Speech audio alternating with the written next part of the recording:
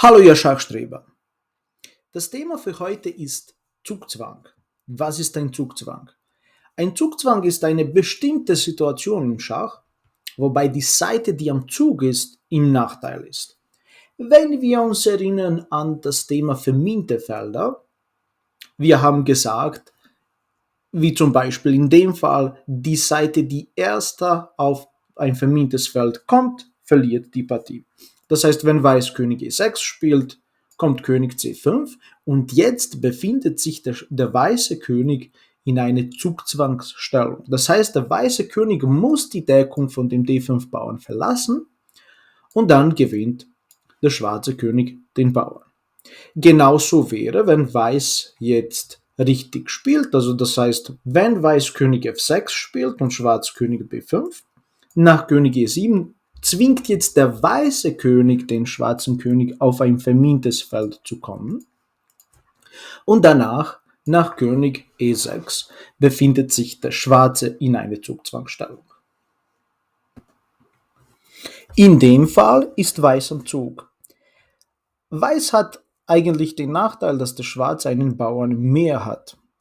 Auf den ersten Blick, die Stellung sollte gewonnen für Schwarz sein. Aber wir können schon wieder eine Zugzwangstellung erreichen. Das heißt, Weiß beginnt mit dem Zug H6, also Weiß droht eigentlich H7 zu spielen, um dann die Dame zu holen. Das heißt, der Schwarz ist gezwungen zu schlagen, dann schlägt. Und jetzt, wenn Schwarz einfach abwartet, mit dem König zum Beispiel hier geht, also wir müssen auch berücksichtigen, dass hier sich das Quadrat befindet. Das heißt, das Schwarz ist gezwungen, auf F6 zu gehen und dann kommt ein sehr starker Zug F5. Und wie wir sehen, alle Felder kontrollieren die weißen Bauern und Schwarz kann jetzt seinen König nicht bewegen. Das heißt, wenn er jetzt mit den Bauern zieht, verliert er alle Bauern. Und dann muss der König ziehen und der weiße Bauer rennt durch. Diese bestimmte Situation nennt man elektrische Bauern, weil der König einfach nicht zu den Bauern kommen kann. In dem Fall ist ganz ähnlich. Das heißt, die weißen Bauern decken die zwei Felder und der König kommt nicht zu den Bauern.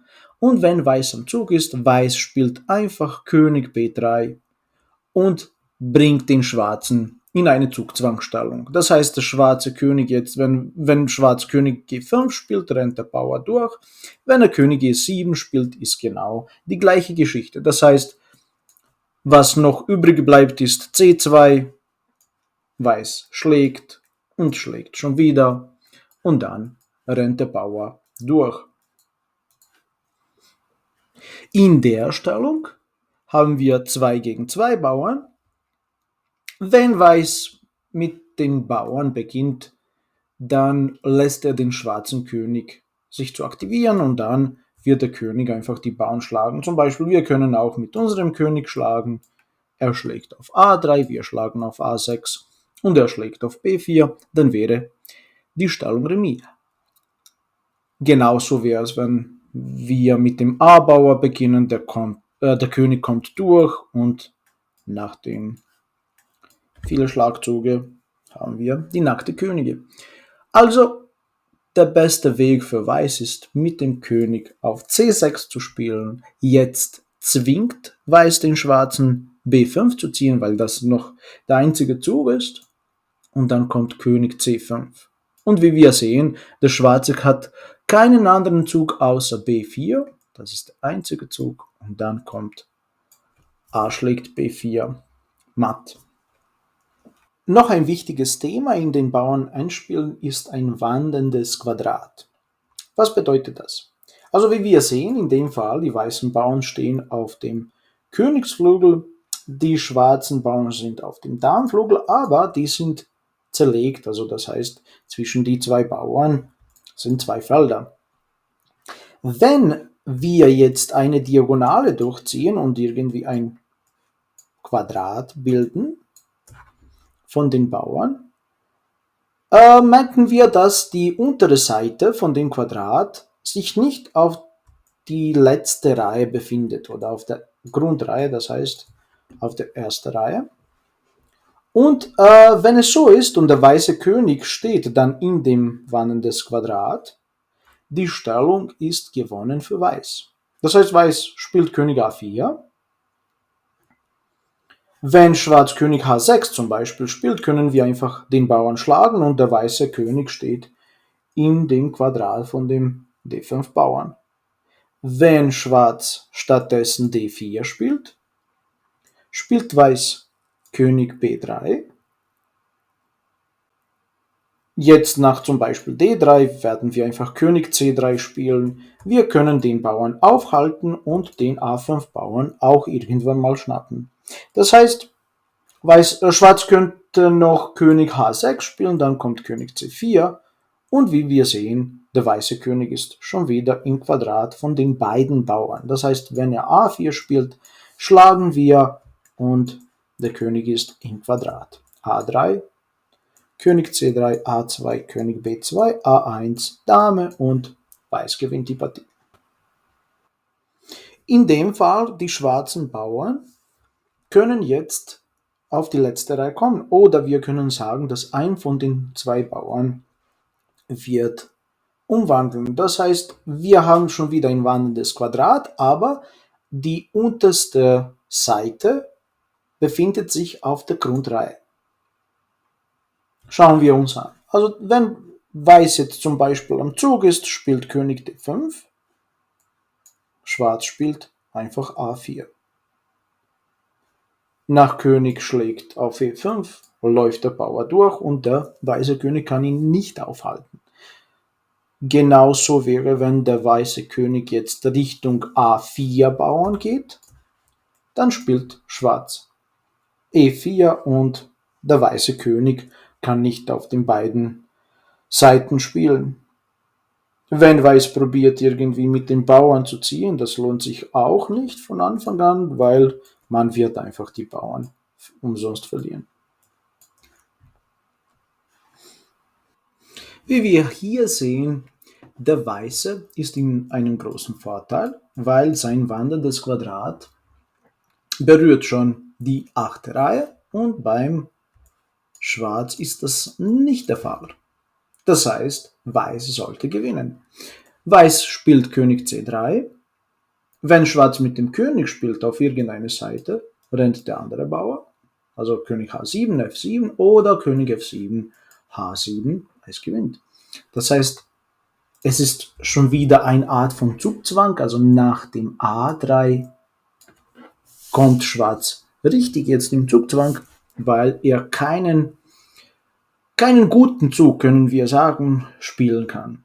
Also wenn er mit dem A2-Bauer spielt, kommt König B2 und nach C3 schlagen wir natürlich den A-Bauer und der weiße König ist immer noch im Quadrat. Nach jedem Königszug, in dem Fall haben wir schon gesehen, rennt der Bauer durch. In dem Fall ist Weiß am Zug und Weiß gewinnt. Ich werde euch schon wieder bitten, auf die Pause drücken und ein paar Minuten überlegen und versuchen selber die Lösung zu finden.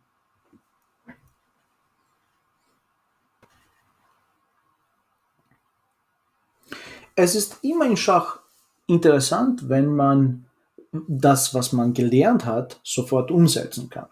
Das heißt, wir haben uns mit dem Wandern des Quadrats beschäftigt und in dem Fall, wie wir sehen, also können wir das nicht sofort machen, weil wenn wir jetzt D6 spielen könnten, haben wir ein wandelndes Quadrat.